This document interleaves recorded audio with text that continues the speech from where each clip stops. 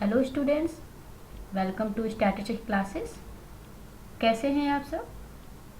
I hope आप लोग अच्छे होंगे, अपनी पढ़ाई कंटिन्यू कर रहे होंगे। इस समय भी लॉकडाउन के समय भी आप लोग अपने घर पर टाइम टेबल के अकॉर्डिंग अपनी पढ़ाई कंटिन्यू कर रहे होंगे, ठीक है, with the help of my these videos, ठीक है। तो स्टूडेंट्स, जैसे कि हम लोगों ने स्टार्ट किया है बीएससी सेमेस्टर फर्स्ट के कोर्स को स्टार्ट किया है, ठीक है, स्टैटिस्टिक्स में। और उसका जो पेपर है, पेपर फर्स्ट प्रोबेबिलिटी, ठीक है, और यूनिट फर्स्ट के हम लोगों ने डिफरेंट टॉपिक्स पर हम लोग डिस्कस कर चुके हैं, ठीक है। आज के जो टॉपिक है जो हम लोग डिस्कस करेंगे अपनी वीडियो में, तो वो है मैथमेटिकल डेफिनेशन ऑफ प्रोबेबिलिटी या क्लासिकल डेफिनेशन ऑफ प्रोबेबिलिटी, ठीक है। उसके क्या लिमिटेशंस हैं, उसकी रेंज ऑफ प्रोबेबिलिटी क्या होती है, with the help of example हम लोग सारी इस डेफिनेशन को समझने की कोशिश करेंगे, उसकी क्या क्या लिमिटेशंस है उसके बारे में जानेंगे, ठीक है। तो स्टार्ट करते हैं। सो स्टूडेंट्स, ठीक है, स्टार्ट करने से पहले आप लोग प्लीज़ नोटबुक, ठीक है, अपने पास रखिए, पेन रखिए अपने पास, ताकि कोई क्वेरीज हो तो उसमें नोट डाउन करें या फिर मेरे चैट इसमें कमेंट बॉक्स में जो है टाइप करें, ठीक है। और साथ साथ नोट्स भी बनाया कीजिए, ठीक है, ताकि आप लोगों को समझ में आए, ठीक है। लिख लिख के पढ़ा कीजिए, ठीक है, उससे बहुत अच्छे से कॉन्सेप्ट क्लियर होते हैं, ठीक है। और कोई क्वेरीज हो तो आप मुझसे पूछ सकते हैं। तो स्टूडेंट स्टार्ट करते हैं, ठीक है। मैथमेटिकल प्रोबेबिलिटी, क्लासिकल, इसको आप प्रायरी प्रोबेबिलिटी भी कहते हैं, ठीक है। तो इसमें क्या होता है कि कोई भी एक्सपेरिमेंट है, ठीक है, कोई भी रैंडम एक्सपेरिमेंट है, रैंडम एक्सपेरिमेंट्स की उसके आउटकम्स की श्योरिटी नहीं है, रिजल्ट क्या आएगा हम श्योर नहीं है उसके बारे में, ठीक है। उसमें क्या है, an exhaustive means finite, an मतलब डिफाइन है, फाइनाइट, ठीक है। फाइनाइट जो है exhaustive, mutually exclusive, equally likely outcomes और केसेस हैं, ठीक है। जिसमें से क्या है, एम जो है, एम डिनोट कर रहा है favourable to the occurrence of happening of E, means किसी भी इवेंट के होने की, ठीक है। ये जो N exhaustive mutually equally likely outcomes हैं, ठीक है, आउटकम्स हैं, means getting head getting tail, तो उसको अगर लिखेंगे तो आउटकम्स हो गए हेड और टेल, और गेटिंग हेड गेटिंग टेल लिखेंगे तो हमारे क्या बन जाते हैं, इवेंट्स बन जाते हैं, केसेस बन जाते हैं, ठीक है। उनमें से एम जो शो कर रहा है वो शो कर रहा है कि फेवरेबल अकरेंस क्या है उस पर्टिकुलर इवेंट की, ठीक है, उसमें आउटकम्स कितने पॉसिबल आ सकते हैं, उसके फेवर में कितने आउटकम्स हैं, ठीक है। उसको डिनोट ई से किया गया, हैपनिंग ऑफ ई, ठीक है। तो कोई इवेंट है, ठीक है, तो उसकी हैपनिंग अकरेंस को इससे डिनोट किया गया। So then the probability P of occurrence और हैपनिंग ऑफ ई, ठीक है। तो जो प्रोबेबिलिटी होगी ना उस पर्टिकुलर इवेंट की, उसको हम लोग कैसे डिनोट करते हैं, प्रोबेबिलिटी ऑफ ई, ठीक है। और ये इसका फॉर्मूला क्या होता है, ये फॉर्मूला होता है number of favourable cases divided by total number of exhaustive cases, ठीक है। और फेवरेबल केसेस का मतलब समझ गए होंगे, ठीक है, कि उस इवेंट में के रेस्पेक्ट में कितने, मतलब कितने चांसेस हैं, कितने वेज हैं, ठीक है, मतलब कितनी पॉसिबिलिटीज हैं उस पर्टिकुलर इवेंट के होने की, ठीक है, टोटल में से, ओके। सो उसको एम से डिनोट किया गया, और इसको टोटल जो हमारे exhaustive mutually exclusive equal likely outcome से टोटल आउटकम जो है वो हमारे एन है, ठीक है। और एम क्या है, फेवरेबल केसेस को डिनोट करेगा, ठीक है। अभी आगे एग्जाम्पल के थ्रू भी समझेंगे, ठीक है। सो ये जो फॉर्मूला है हमारा, ठीक है, ये हमारा क्या है, ये कब होल्ड करेगा, जब हमारे जो आउटकम्स एक्सपेरिमेंट के वो कैसे होंगे, इक्वली लाइकली होंगे, ठीक है। इक्वली लाइकली मीन्स हो गया कि हर एक के आने की प्रोबेबिलिटी क्या होगी, सेम होगी, चांस जो होगी, जो चांस होगा वो सेम होगा, ठीक है। सो नाउ, और जैसे कि हम लोग डाई का एग्जांपल ले लें, या उसमें फेसेस क्या है, मतलब शेप बाय शेप जो है सेम होंगे, ठीक है। जैसे मान लो डाई में क्या होता है, 6 फेसेस होते हैं, ठीक है, तो उसके शेप 6 जो फेसेस होते हैं 6 होते हैं, तो वो इक्वली मतलब होते हैं ना, बस अपीयरेंस में डिफरेंस होता है, मीन्स उन पर हर डिफरेंट फेसेस पर डिफरेंट नंबर्स लिखे होते हैं 1 to 6 के बीच में, ठीक है। और कॉइन में भी क्या होता है, 2 फेसेस होते हैं, वो बाय साइज तो सेम ही होते हैं, ठीक है, बट उनमें हेड और टेल लिखा होता है, ठीक है। तो ये सब हो गया इस टाइप का, ठीक है। तो इस डेफिनेशन के साथ हमें कुछ इंपॉर्टेंट बातें हैं प्रोबेबिलिटी से रिलेटेड, वो ध्यान देनी है, ठीक है। वो क्या है कि जो प्रोबेबिलिटी होती है ना, प्रोबेबिलिटी ऑफ किसी भी इवेंट की, वो हमेशा ग्रेटर देन इक्वल टू 0 होती है, ठीक है, और लेस देन इक्वल टू 1 होती है। मीन्स रेंज जो होगी, रेंज फिर उसकी क्या होगी, मीन्स किसी भी इवेंट की होने की प्रोबेबिलिटी की रेंज जो होगी, ठीक है, मीन्स इसका जो आंसर, इसका जो रेशियो फॉर्म में जो भी आएगा, ठीक है, जो भी रिजल्ट आएगा वो क्या होगा, 0 1 के बीच में ही लाई करेगी, इन्हीं के बीच की वैल्यूज को वो हमें रिजल्ट में आउटपुट में मिलेगा, ठीक है। और जैसे कि ऑड्स के फॉर्म में देखा जाएगा, ठीक है, तो हम लोग उस प्रोबेबिलिटी ऑफ ई को, ठीक है, कैसे लिख सकते हैं, odds in favour of event E R m/n-m, means ये ऑड्स का फॉर्म है, ठीक है।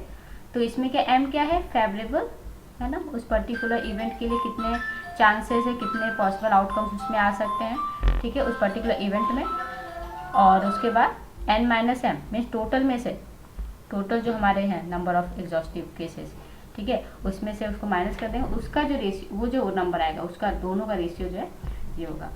ऑड्स अगेंस्ट ई आर, ठीक है, तो जब हम अगेंस्ट का निकालेंगे मीन्स उसके ना होने की, ठीक है, तो n में से जो फेवरेबल है, ठीक है, होने की प्रोबेबिलिटी पॉसिबिलिटी जो है फेवर में जो होगा, ठीक है, तो अनफेवरेबल वाला ऊपर लिखेंगे और फेवरेबल वाला नीचे लिखेंगे, और फेवर वाले में फेवर वाला ऊपर लिखेंगे और अनफेवरेबल वाला नीचे लिख देंगे, ठीक है। तो ये रेशियो जो होता है हमारा, उसको भी हम इस प्रोबेबिलिटी को एक्सप्रेस कर सकते हैं in the form of odds के फॉर्म में, ठीक है। सो नेक्स्ट पॉइंट हमारा ये है कि कॉम्प्लीमेंट्री इवेंट, ठीक है, मतलब किसी इवेंट की होने की और ना होने की प्रोबेबिलिटी, मतलब होना ना होना, ठीक है। ई डिनोट करता है कि प्रोबेबिलिटी उस इवेंट की होने की, हैपनिंग की, और E complement, E dash denote करता है कि नॉन हैपनिंग, ठीक है। The number of cases favourable to E dash या फिर नॉन हैपनिंग ऑफ ई, वो क्या हो जाता है, मतलब नॉन हैपनिंग को n-m के थ्रू डिनोट किया जाता है, ठीक है। द प्रोबेबिलिटी क्यू, अब यहाँ क्यू जो है वही वो शो कर रहा है कि नहीं होने की प्रोबेबिलिटी, ठीक है। पी जो शो करता है कि प्रोबेबिलिटी इवेंट की होने की प्रोबेबिलिटी, ठीक है, और नहीं होने की प्रोबेबिलिटी जो है क्यू शो करता है, ठीक है। So that it will not happen is given by, ठीक है, तो कैसे होगा, क्यू को हम लोग कैसे लिख सकते हैं, क्यू इक्वल टू क्या हो जाएगा, जो हमारा नहीं होने वाली प्रोबेबिलिटी, टोटल में से नहीं होने वाली प्रोबेबिलिटी, ठीक है, तो n में से n-m वाली, ठीक है। अगर p की बात हुई थी तो p की वैल्यू क्या थी, m/n थी, और यहाँ पर q की बात हो रही है तो क्या है, n-m/n, ठीक है। इसी को जब फर्दर सॉल्व करेंगे तो ये n/n आएगा और -m/n आएगा, तो 1 हो जाएगा n/n और ये m/n, ये हमारा क्या है, प्रोबेबिलिटी, होने की प्रोबेबिलिटी, तो p, ठीक है, इवेंट की हैपनिंग की। उसके बाद इसको सॉल्व करके हम लोग एक रिलेशन आ गया हमारे पास, p + q = 1, ठीक है, मीन्स इवेंट की होने की प्रोबेबिलिटी और नॉन हैपनिंग, ठीक है, तो हैपनिंग और नॉन हैपनिंग = 1, ठीक है। The total of all the probabilities of any random test और एक्सपेरिमेंट इज इक्वल टू 1, ठीक है।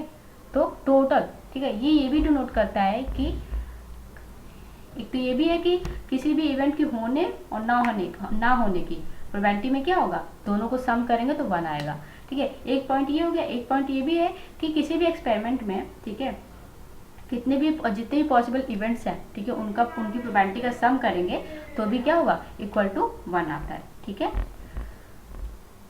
अब थोड़ा सा समझते हैं कि जब ज़्यादा इवेंट्स हैं उसके लिए कैसे क्या लिखते हैं, ठीक है। If an event E represent the happening of at least one of the events, means E1, E2, En में से किसी भी एक के होने की प्रोबेबिलिटी E डिनोट कर रहा है यहाँ पर, ठीक है। और इसका जो कॉम्प्लीमेंट्री है E डैश, वो क्या रिप्रेजेंट कर रहा है, वो रिप्रेजेंट कर रहा है नहीं होने की, happening of none of the event, इनमें से किसी के भी नहीं होने की प्रोबेबिलिटी E जो है, इवेंट जो है कॉम्प्लीमेंट्री इवेंट E डैश से डिनोट हो रहा है, ठीक है। और हैपनिंग ऑफ एटलीस्ट 1 वो E से, ठीक है। हैपनिंग और नॉन हैपनिंग कैसे, तो हैपनिंग वाला E से और E डैश नॉन हैपनिंग वाला शो कर रहा है, ठीक है। सो हम लोग कैसे इसको लिख सकते हैं, एक्सप्रेशन में कैसे लिखेंगे। सो प्रोबेबिलिटी इन ब्रैकेट में क्या है, इवेंट बन गया ना ये, है ना, E that is happening of at least 1 of the event, इनमें से किसी भी एक की होने की प्रोबेबिलिटी, हैपनिंग, ठीक है, होने की, और 1 - p, ये p किस प्रोबेबिलिटी को शो कर रहा है, probability of E complement E dash, ठीक है, तो none of the event happens, ठीक है। तो ये ओवरऑल क्या हो जाएगा इसमें कि मीन्स इसको फिर वही हो गया, ये जो हो गया हैपनिंग वाला दैट इज P, ये जो हैपनिंग वाला है P को डिनोट कर रहा है, और 1 - p, ठीक है, ये क्या हो रहा है यहाँ पर ये, ठीक है, ये 1 - p, तो यहाँ 1 - q भी कर सकते हैं ना, यहाँ पर अगर हमने p लिया है तो 1 - q कर लो, या फिर Q equal to 1 minus P, तो दोनों चीज़ें लिख सकते हैं, ठीक है। तो यहाँ पर 1 माइनस क्यू हो गया और ये P को, तो P equal to 1 minus Q हो गया, ठीक है। अब जो P है, ठीक है, P क्या शो करता है, सक्सेस शो करता है, ठीक है। P जो प्रोबेबिलिटी P है of a happening of event is known as probability of success, success की प्रोबेबिलिटी है, ठीक है, किसी भी इवेंट में, ठीक है। और किसी भी इवेंट की सक्सेस की प्रोबेबिलिटी और प्रोबेबिलिटी Q जो है वो non happening of event as probability of failure, ठीक है। तो ये फेलर की प्रोबेबिलिटी है, ठीक है। तो इनको ये आइडेंटिटी होती है P plus Q equal to 1। Now अब क्या है, जो हमारा इम्पॉर्टेंट पॉइंट ये है कि नेक्स्ट इम्पॉर्टेंट पॉइंट है कि probability of E equal to 1 होगा, मीन्स इवेंट कैसा है, सर्टेन इवेंट कहलाएगा, ठीक है। और जब प्रोबेबिलिटी ऑफ E जो है इक्वल टू 0 हो जाएगा, it means that impossible event है वो, ठीक है। मीन्स इम्पॉसिबल इवेंट का मतलब होता है कि कोई भी इवेंट नहीं है, कोई भी पॉसिबल आउटकम नहीं है उसमें, ठीक है। इट मीन्स 0 हो जाएगा, एम की वैल्यू 0 हो जाएगा, ठीक है। उसके उस पर्टिकुलर इवेंट के फेवरेबल में कोई भी आउटकम नहीं है, ठीक है। और इस केस में क्या हो गया होगा कि पूरा का पूरा फेवर में होगा, ठीक है।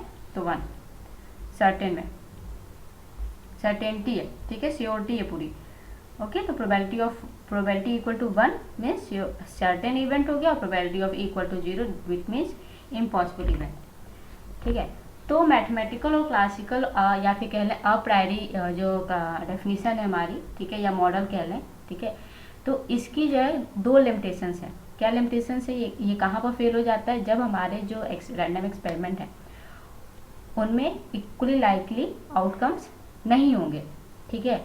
और दूसरा क्या है, जब हमारे नॉट इक्वली लाइकली इवेंट वो आउटकम्स, ठीक है, किसी भी रैंडम एक्सपेरिमेंट में। दूसरा है कि exhaustive number of outcomes of the random experiment is infinite, ठीक। अब दूसरा केस क्या है, वहाँ पर ये डेफिनेशन फेल होगी, वहाँ पर हम वैलिड होल्ड नहीं करा पाएंगे इसको, वहाँ यूज़ नहीं कर पाएंगे इस फॉर्मूले को, जब हमारे जो है नंबर ऑफ एग्जॉस्टिव आउटकम जो है वो क्या है, फाइनाइट है, इनफाइनाइट है और पता ही नहीं, अननोन है, ठीक है। तो ये इक्वली लाइकली वाला कॉन्सेप्ट समझते हैं कि कहाँ हम मतलब एग्जाम्पल के थ्रू, कि नॉट इक्वली लाइकली के एग्जाम्पल क्या है, ठीक है। जैसे कि पहले एग्जाम्पल में यही है कि ए वाले पार्ट में कि कोई भी कैंडिडेट है, उसने एग्जाम को अटेंड किया, ठीक है, तो उसके पास हो फेल होने की प्रोबेबिलिटी जो है वो 50% नहीं होती, ठीक है।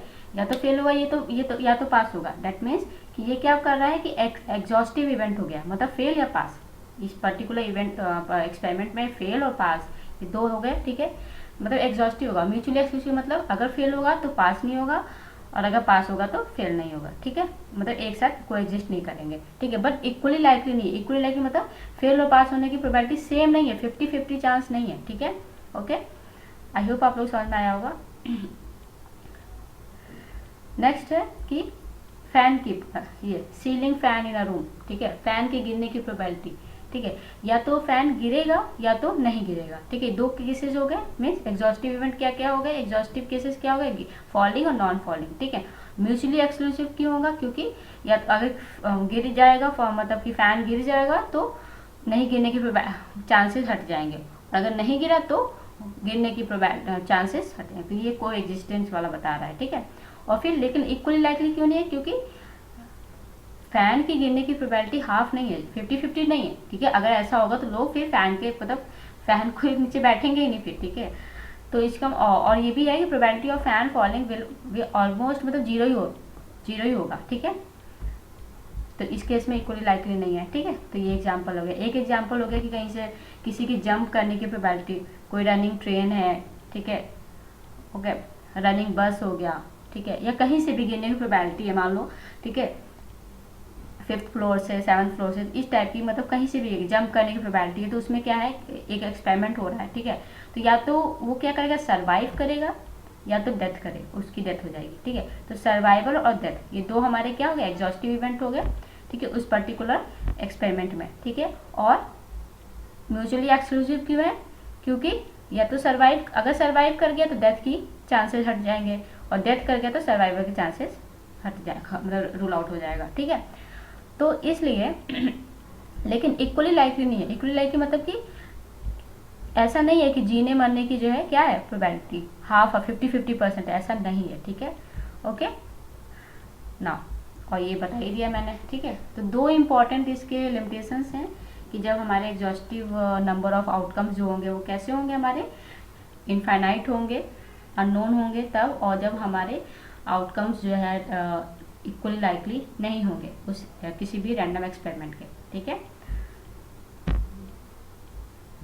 नाउ रेंज ऑफ प्रोबेबिलिटी को समझ लेते हैं, ठीक है। जीरो डिनोट करता है इम्पॉसिबल और 1 सर्टेन को डिनोट करता है, ठीक है। तो इसकी रेंज, कोई भी जब भी प्रोबेबिलिटी हम फाइंड आउट करते हैं तो इसकी वैल्यू हमेशा ना क्या होती है कि 0-1 के बीच में लाइक करती है, ठीक है। 1 का मीन्स 100% चांस है कि वो जो है एक्सपेरिमेंट, वो इवेंट होगा, ठीक है।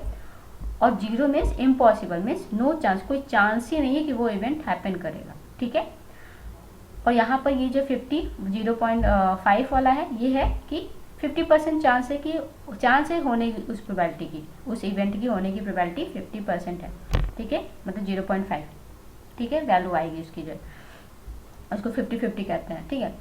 फिर इनके बीच में आए तो 75% चांस है, मीन्स लाइकली, ठीक है, उसको लाइकली वर्ड यूज किया जाता है, ठीक है, और प्रोबेबल कह देते हैं। उसके बाद अनलाइकली कब होगा, जब 25% चांस हो, ठीक है, इम्प्रोबेबल। तो ये बस एक समझने के लिए था, ठीक है, ताकि आप लोगों को रेंज का थोड़ा सा कॉन्सेप्ट क्लियर हो जाए कि कैसे वैल्यूज आती हैं और 1 और 0-1 के बीच में कैसे लाइक करती हैं, ठीक है ना। आगे कुछ एग्जाम्पल समझते हैं, ठीक है। इस फॉर्मूले को, मैथमेटिकल और क्लासिकल वाले फॉर्मूले को लगा कर m/n वाले फॉर्मूले को कैसे हम प्रोबेबिलिटीज निकाल सकते हैं, ठीक है। जैसे कि मान लो there are 5 marbles in a bag, 4 are blue colour के हैं, ठीक है, और एक हमारे क्या है, रेड कलर के हैं, ठीक है। What is the probability that blue marbles get pick, ठीक है। एक ब्लू मार्बल्स के आने की प्रोबेबिलिटी क्या है उस बैग से, ठीक है। अगर हम रैंडमली किसी भी एक बॉल को ड्रॉ करें, निकालें उसमें से, तो क्या प्रोबेबिलिटी की ब्लू बॉल, तो ब्लू बॉल मतलब इवेंट क्या हो गया, गेटिंग, इवेंट क्या हो गया यहाँ पर, getting a blue marble, sorry ball मैं बोल रही हूँ, मार्बल्स है यहाँ पर, अ ब्लू मार्बल्स, ठीक है।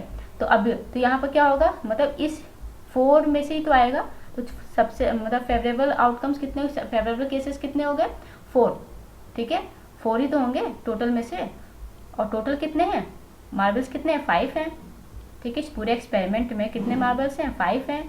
और यहाँ इवेंट क्या है, फेवरेबल इवेंट के केस में जो है आने की चांसेस कितने की है, 4 की है। 4 ही में से आएगा, अगर एक ही आएगा, लेकिन 4 में से ही तो आएगा, तो फेवरेबल पूरा लेते हैं, ठीक है। तो 4/5 हो जाएगा, 5 means n mean total exhaustive event, ठीक है, टोटल पूरा इन दोनों का टोटल।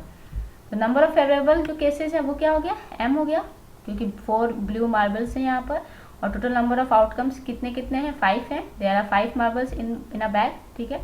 सो प्रोबेबिलिटी का फॉर्मूला लगा दिया m/n वाला, तो ये हमारा 4/5 आ गया, और ये हमारा 0.8 आ गया, ठीक है। तो ये 0.8 आ गया, तो मीन्स कहाँ पर है ये, ठीक है, यहाँ पर इस टाइप से, ठीक है, 80% चांस है उसके। नाउ टॉसिंग अ कॉइन का एग्जांपल लेने, जैसे कि गेटिंग हेड, गेटिंग टेल, उसमें भी क्या होता है प्रोबेबिलिटी, हेड। तो हेड में क्या होता है कि अगर हम एक कॉइन को टॉस करें तो उसमें क्या होगा, हेड होगा, टेल होगा, ये सैंपल पॉइंट्स में आएंगे, ये हेड और टेल।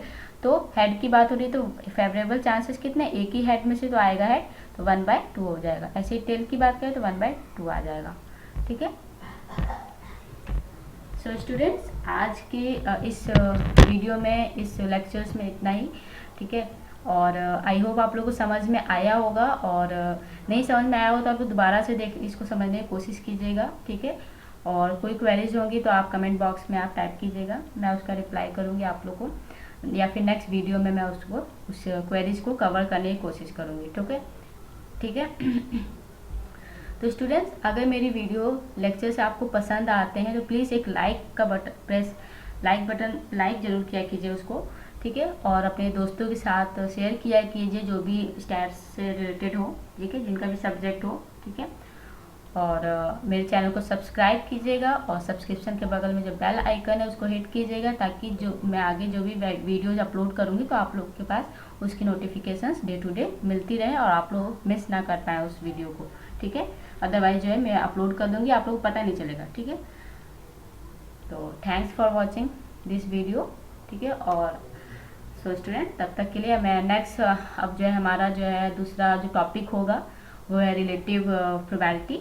ठीक है, सब जो स्टैटिस्टिकल जो डेफिनेशन होती है प्रोबेबिलिटी की उस पर होगा। ठीक है, तो तब तक के लिए goodbye, have a nice day.